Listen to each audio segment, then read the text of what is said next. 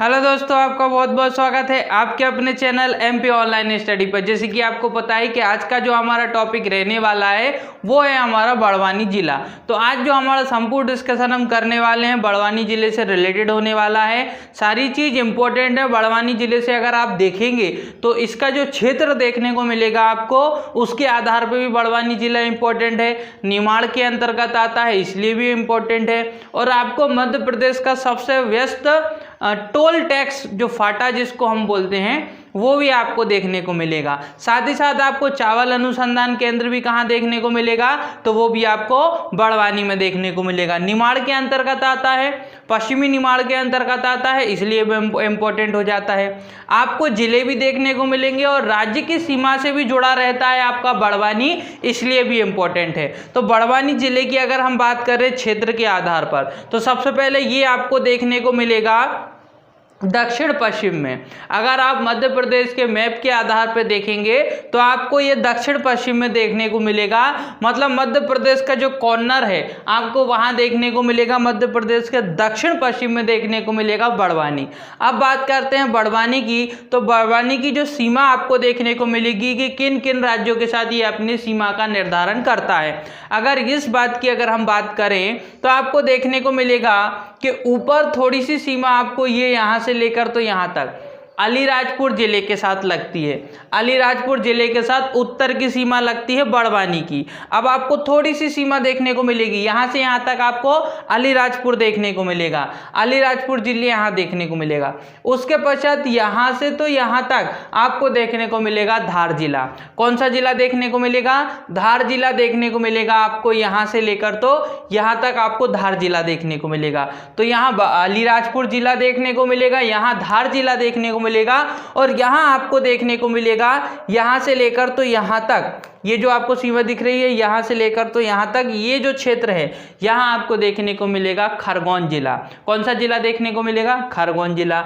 और दूसरी बात यह है कि बड़वानी जिले का गठन ही किस जिले से हुआ है? तो खरगोन जिले से हुआ है। खरगोन जिले के कुछ क्षेत्रफल को पृथक कर दिया गया और उसके पश्चात बड़वानी जिले का गठन किया गया। तो बड़वानी जिले का गठन किसके क्षेत्रफल के आधार पर किया गया है? तो खरगोन जिले का। अब खरगोन जिला जो है वो पश्चिमी निमाड़ का मुख्यालय कहलाता है। ये चीज़ मैं ऑलरेडी आपको पहले भी बता चुका हूँ कि हम जब निमाड़ की बात करते हैं तो हमारे दिमाग में 4 जिले आने चाहिए: बड़वानी, खरगोन, खंडवा और बुरहानपुर। अगर बात करते हैं हम बड़वानी की, तो बड़वानी और खरगोन इन दोनों को हम बोलते हैं पश्चिमी निमाड़, और खंडवा और खरगोन को हम बोलते हैं पूर्वी निमाड़। ठीक है।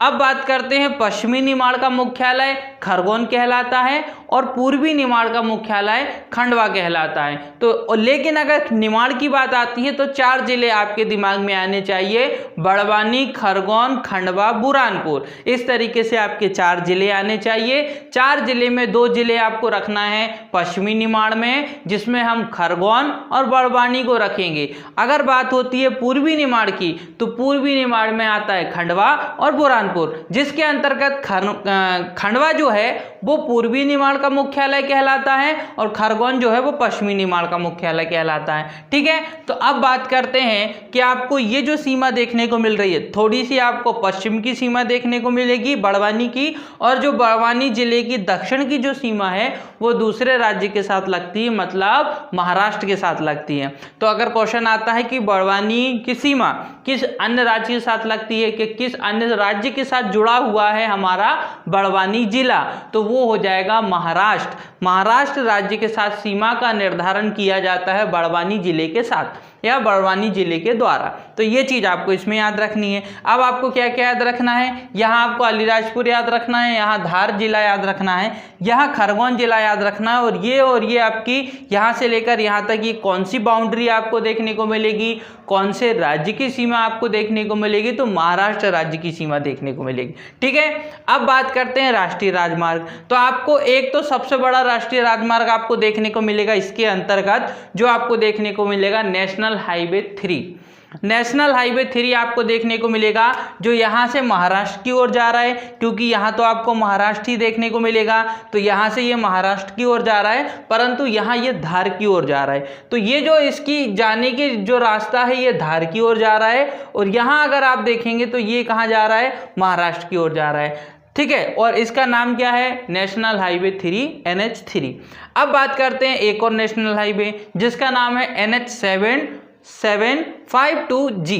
NH752G। अब ये एक नया राष्ट्रीय राजमार्ग है ना, ये क्या है, नया राष्ट्रीय राजमार्ग है, लेकिन आपको नाम याद रखना जो आपको महाराष्ट्र में ही देखने को मिलेगा, ठीक है। National highway 752G, national highway 752G, ये भी नई की ओर जा रहा है। फिर आपको एक देखने को मिलेगा यहाँ national highway 347B, national highway 347B, ये भी आपका एक नया नेशनल हाईवे है, और ये आपको कहाँ देखने को मिलेगा, धार में देखने को मिलेगा, क्योंकि बड़वानी से वो कहाँ जाएगा, धार जिले की ओर जाएगा। बड़वानी से कहाँ जाएगा, धार जिले की ओर जाएगा। तो 3 आपको नेशनल हाईवे याद रखना है, एक आपको national highway 3, national highway 752G, national highway 347B, ये 3 नेशनल हाईवे याद रखना है। साथ ही साथ आपको क्या याद रखना है, यहाँ पर एक नदी आपको देखने को मिलेगी, नर्मदा नदी। नर्मदा नदी आपको पता है अमरकंटक से निकलती है, तो और ये जो पश्चिम की ओर जाती है और खंभात की खाड़ी में जाके ये गिर जाती है ना। तो आपको जो है ये चीज़ इसमें याद रखना है। दूसरी जो बात है, दूसरी जो आपको इसके अंतर्गत अरब सागर में जाके गिर जाती है नर्मदा नदी, और दूसरी जो इसमें आपको एक चीज़ याद रखना है, दक्षिण सीमा पे बहती है। ये जो नर्मदा नदी है आपको दक्षिणी सीमा पर देखने को मिलेगी, किसके वो आपको देखने को मिलेगी बड़वानी के, ठीक है। तो इतनी चीज आपको इसके अंतर्गत याद रखना है। अब इसके अंतर्गत आपको बहुत सारे फैक्ट भी याद रखने हैं, तो सारी चीज पर हम डिस्कस करते हैं। सबसे पहले आप देखिए इसके अंतर्गत 52 गजा, 52 गजा, ये देखिए ये क्षेत्र है 52 गजा का, ये पूरा क्षेत्र आपको कहाँ का देखने को मिलेगा, 52 गजा का। प्रसिद्ध जैन मंदिर आपको यहाँ देखने को मिलेगा, प्रसिद्ध जैन मंदिर आपको देखने को मिलेंगे। 11 से अधिक आपको यहाँ जैन मंदिर देखने को मिलेंगे जो कि 15वीं शताब्दी पुराने हैं, मतलब 15वीं शताब्दी के आपको यहाँ को प्रसिद्ध मंदिर, जैन मंदिर आपको देखने को मिलेंगे। साथ ही साथ यहाँ जो है आपको आदिनाथ की मूर्ति भी देखने को मिलेगी 52 फीट ऊंची, है ना, इसलिए उसका नाम भी 52 गजा रखा गया है। क्या रखा गया है, 52 गजा रखा गया है ना। आदिनाथ की आपको मूर्ति देखने को मिलेगी जो कि कितनी फिट ऊंची है, तो ये आपको 52 फीट ऊंची देखने को मिलेगी, इसलिए उसका नाम जो है 52 गजा रखा गया है। उस क्षेत्र का नाम 52 गजा रखा गया है, जो कि विश्व की सबसे बड़ी मूर्ति है आदिनाथ की। किसकी, आदिनाथ की। याद रखना, विश्व की सबसे ऊंची मूर्ति आपको कहाँ देखने को मिलती है, 52 गजा बड़वानी में देखने को मिलती है, जो कि आदिनाथ की सबसे बड़ी प्रतिमा है, मूर्ति है। तो ये पॉइंट भी साथ में याद रखना है कि आदिनाथ की बात हो रही है यहाँ पर।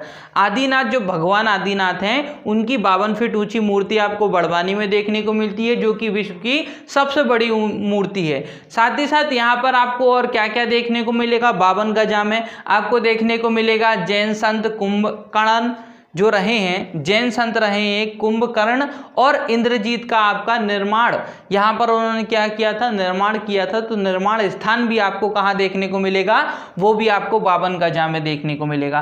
तो 52 गजा तो वैसे इंपॉर्टेंट है, क्योंकि यहाँ पर बहुत सारी चीज़ें आपको जैन मंदिर देखने को मिल रहे हैं, जो कि 15वीं शताब्दी पुराने आपको जैन मंदिर देखने को मिलेंगे। साथ ही साथ भगवान आदिनाथ की 52 फीट ऊंची आपको प्रतिमा देखने को मिलेगी यहाँ पर, ठीक है, जो कि विश्व की सबसे बड़ी प्रतिमा हो जाएगी, तो ये भी इंपॉर्टेंट हो जाएगा। साथ ही साथ आपको यहाँ पर जैन संत जो रहे हैं कुंभकर्ण और इंद्रजीत का निर्माण स्थान भी आपको कहाँ देखने को मिलेगा, तो वो भी आपको बड़वानी में देखने को मिलेगा। अब बात करते हैं तीरगोला की। तो तीरगोला आपको कहाँ देखने को मिल रहा है, ये है नेशनल हाईवे 3 के पास में ही आपको देखने को मिलेगा तीरगोला।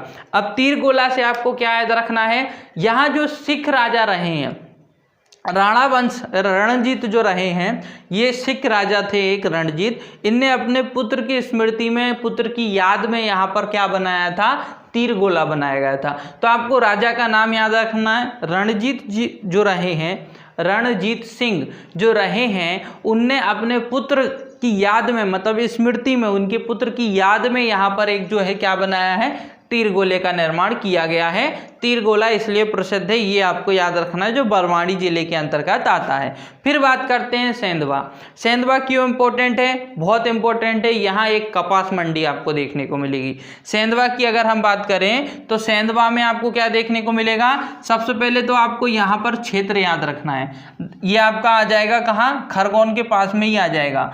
ये आपका एक टोल टैक्स भी है, सेंधवा एक टोल टैक्स भी है। अच्छा, सेंधवा इसलिए भी प्रसिद्ध है क्योंकि अगर हम मध्य प्रदेश में बात करें तो मध्य प्रदेश में सबसे अधिक टोल टैक्स का राजस्व मतलब पैसा जो प्राप्त होता है वो सेंधवा टोल टैक्स से ही प्राप्त होता है मध्य प्रदेश को। और मध्य प्रदेश का सबसे ज़्यादा व्यस्त टोल टैक्स भी हम किसको बोलते हैं? सेंधवा को ही बोलते हैं। और यहाँ कपास मंडी आपको देखने को मिलेगी। तो एक तो आपको कपास मंडी याद रखना है सेंधवा में, और दूसरा सेंधवा आपको इसलिए याद रखना है क्योंकि मध्य प्रदेश का सबसे बड़ा भी बोल सकते हैं हम इसको क्या? टोल टैक्स, फाटा भी बोलते हैं हम जिसको, जहाँ से मध्य प्रदेश का परिवहन निकलते, जितने भी गाड़ियाँ निकलती हैं उनसे टोल टैक्स लिया जाता है। तो अत्यधिक मात्रा में यहाँ से गाड़ियाँ निकलती हैं, जिससे हम अगर बात करें तो मध्य प्रदेश को बहुत ज़्यादा राजस्व प्राप्त होता है। सर्वाधिक राजस्व जो है इसी टोल टैक्स से मध्य प्रदेश को प्राप्त होता है। और सबसे ज़्यादा व्यस्त भी हम टोल टैक्स किसको बोलते हैं? तो वो सेंधवा को ही बोलते हैं। तो सेंधवा के अंतर्गत आपको इतनी चीज़ याद रखना है, ठीक है। अब बात करते हैं भंवरगढ़ की। भंवरगढ़ की बात करें तो ये प्रसिद्ध किला है। आपको भंवरगढ़ में आपको एक प्रसिद्ध किला देखने को मिलेगा, और इसका पुराना नाम भी याद रखना है, बोरगढ़। पुराना नाम क्या है इसका? बोरगढ़। मैं आपको क्षेत्र बता देता हूं, आप देख सकते हैं। जैसे कि आपको ये देखने को मिल रहा है भवनगढ़, ये देखने को मिल रहा है भवनगढ़। तो ये भवनगढ़ एक प्राचीन किला है, और प्राचीन किला होने के साथ साथ जो है आपको यहाँ पे क्या देखने को मिलेगा? इसका पुराना नाम, और इसका पुराना नाम क्या है? बोरगढ़ है। तो बोरगढ़ इसका पुराना नाम हो जाएगा, और साथ ही साथ यहाँ आपको क्या देखने को मिलेगा? प्राचीन किला देखने को मिलेगा, ठीक है। तो भवनगढ़ आपको इस तरीके से याद रखना है। फिर बात करते हैं बीजासन। तो बीजासन दुर्गा माता का प्रसिद्ध मंदिर आपको बीजासन में देखने को मिलेगा। बीजासन माता का नाम तो सभी ने सुना होगा। बीजासन प्रसिद्ध मंदिर आपको कहाँ देखने को मिलेगा? तो बीजासन प्रसिद्ध मंदिर आपको देखने को मिलता है बड़वानी जिले में। तो बीजासन माता का प्रसिद्ध मंदिर आपको देखने को मिलेगा।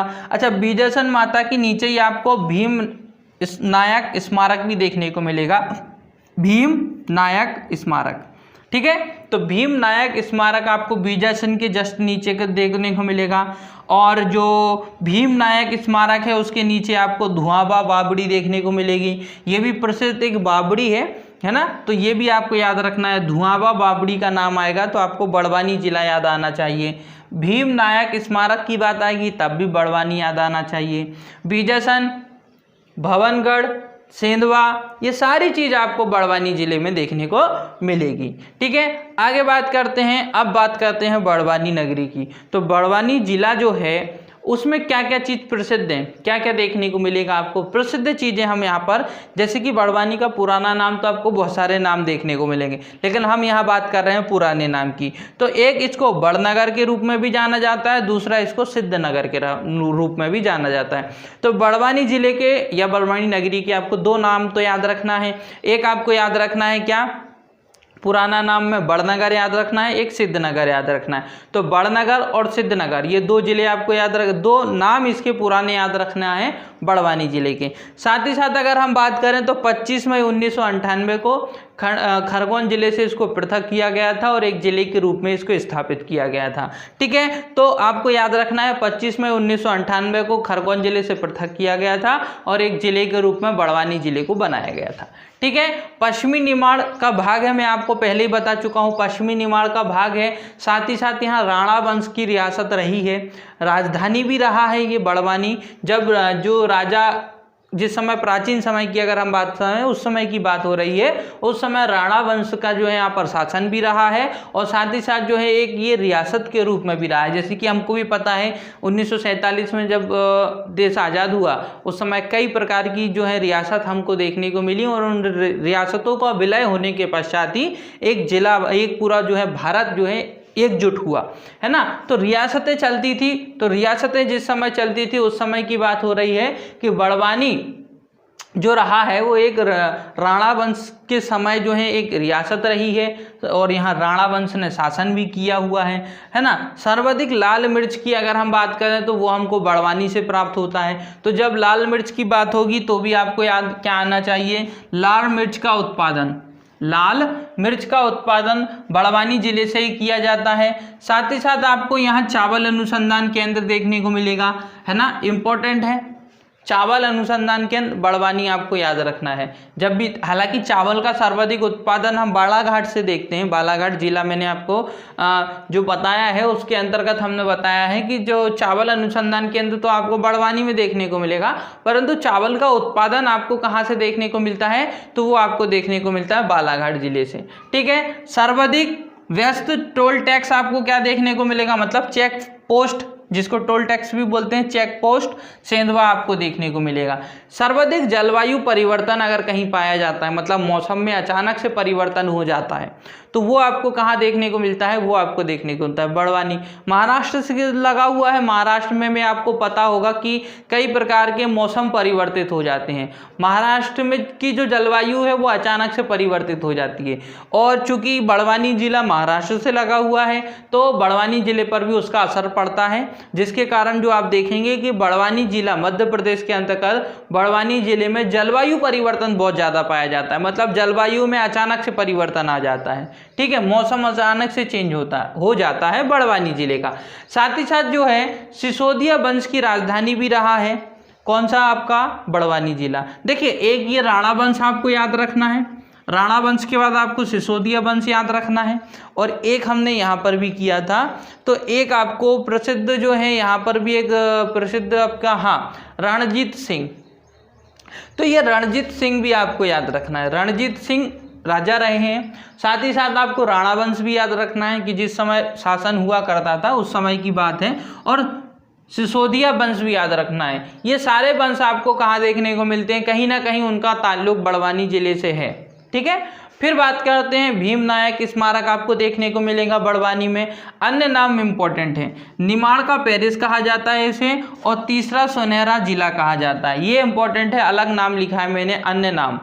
निमाड़ का पेरिस, निमाड़ आपको बता चुका हूँ, 4 जिले आते हैं निमाड़ में, उसके अंतर्गत निमाड़ क्षेत्र आता है। तो निमाड़ क्षेत्र के अंतर्गत निमाड़ का पेरिस किसे कहा जाता है, तो निमाड़ का पेरिस कहा जाता है बड़वानी जिले को, है ना, क्योंकि आपको पहाड़ देखने को मिलेंगे, है ना, सतपुड़ा पहाड़ देखने को मिलेंगे, विंध्याचल पहाड़ देखने को मिलेंगे। तो जो सतपुड़ा पहाड़ हैं, उन सतपुड़ा पहाड़ के कारण बड़वानी एक प्रसिद्ध जो है आकर्षक का केंद्र बन जाता है, मतलब यहाँ की जो नेचर है वो बहुत सुंदर है, जिसके कारण इसको निमाड़ का पेरिस कहा जाता है। निमाड़ के क्षेत्र के अंतर्गत सर्वाधिक सुंदरता पहाड़ों के अंतर्गत, क्योंकि सतपुड़ा आपको देखने को मिलता है, सतपुड़ा पर्वत श्रेणी आपको बड़वानी में देखने को मिलती है, जिसके कारण इसको जो है निमाड़ का पेरिस कहा जाता है। तीसरा सुनहरा जिला भी कहा जाता है। तो निमाड़ का पेरिस और तीसरा सुनहरा जिला, ये आपके 2 नाम हो जाएंगे बड़वानी जिले के, और यहाँ पर भी हम 2 नाम पढ़ चुके हैं, बड़नगर और सिद्धनगर। तो बड़नगर, सिद्धनगर, निमाड़ का पेरिस, तीसरा सुनहरा जिला, ये 4 नाम आपको बड़वानी जिले के याद रखना है। अब बात करते हैं यहाँ जन घनत्व कितना देखने को मिलेगा, तो 255 व्यक्ति प्रति वर्ग किलोमीटर के अंतर्गत आपको देखने को मिलते हैं। 255 व्यक्ति प्रति वर्ग किलोमीटर के अंतर्गत देखने को मिलेंगे। साथ ही साथ लिंगानुपात की बात करें तो 282 महिलाएं आपको 1000 पुरुषों पर देखने को मिलेगी। तो ये जो है आपका जनघनत्व है 255 और लिंगानुपात है 982 महिलाएं आपको 1000 पुरुष पे देखने को मिलेगी, जो कि लिंगानुपात कम है। ठीक है, नदी में आपको बता चुका हूँ, नर्मदा नदी आपको देखने को मिलेगी और उत्तरी सीमा पर उपस्थित है। उत्तरी सीमा मतलब उत्तर की सीमा, सॉरी उधर स्टार्टिंग में मैंने दक्षिण की सीमा बोला था, ये उत्तर की सीमा। उत्तर की सीमा मतलब ऊपरी सीमा पर आपको नर्मदा नदी देखने को मिलेगी। तो नर्मदा नदी आपको याद रखनी है, जो आपकी जो है कहाँ देखने को मिलेगी, सतपुड़ा जिला। सतपुड़ा जो पर्वत श्रेणी है वो भी आपका फैला हुआ है बड़वानी में, है ना, महाराष्ट्र की सीमा से लगा हुआ है। तो ये सारे फैक्ट हैं, इतने सारे फैक्ट हैं जो आपको किससे याद रखना है, बड़वानी जिले से याद रखना है। साथ ही साथ आपको 52 गजा याद रखना है, इंपॉर्टेंट चीज़ है 52 गजा, क्योंकि 52 फीट ऊंची आपको आदिनाथ की मूर्ति देखने को मिलेगी, जो कि विश्व की सबसे बड़ी मूर्ति है। तिल गोरा याद रखना है, रणजीत सिंह ने यहाँ पर जो है तिल गोले का निर्माण किया है। सेंधवा याद रखना है, मध्य प्रदेश का सबसे व्यस्त टोल टैक्स आपको देखने को मिलता है। भंवरगढ़ याद रखना है, एक प्राचीन किला है। बीजासन माता याद रखना है आपको, बड़वानी नगरी जो है 25 मई की अगर हम बात करें, 25 मई 1998 को जो है खरगोन जिले से पृथक हुआ। चावल अनुसंधान केंद्र याद रखना है, सर्वाधिक लाल मिर्च का उत्पादन किया जाता है, ये याद रखना है। जलवायु परिवर्तन से यहाँ भी जो है मौसम में परिवर्तन हो जाता है। भीम नायक स्मारक याद रखना है। इतने सारे इंपॉर्टेंट फैक्ट आपको जो है बड़वानी जिले से याद रखना है। ठीक है दोस्तों, तो इसी के साथ आज की वीडियो हमारी यही समाप्त होती है। वीडियो अगर आपको पसंद आए तो वीडियो को लाइक करें, हमारे चैनल को सब्सक्राइब करें, और अगर आपने चैनल ऑलरेडी सब्सक्राइब किए तो बेल आइकन दबाएं ताकि आने वाली सारी वीडियो का नोटिफिकेशन आपको प्राप्त हो सके। ओके दोस्तों, thank you, thanks for watching.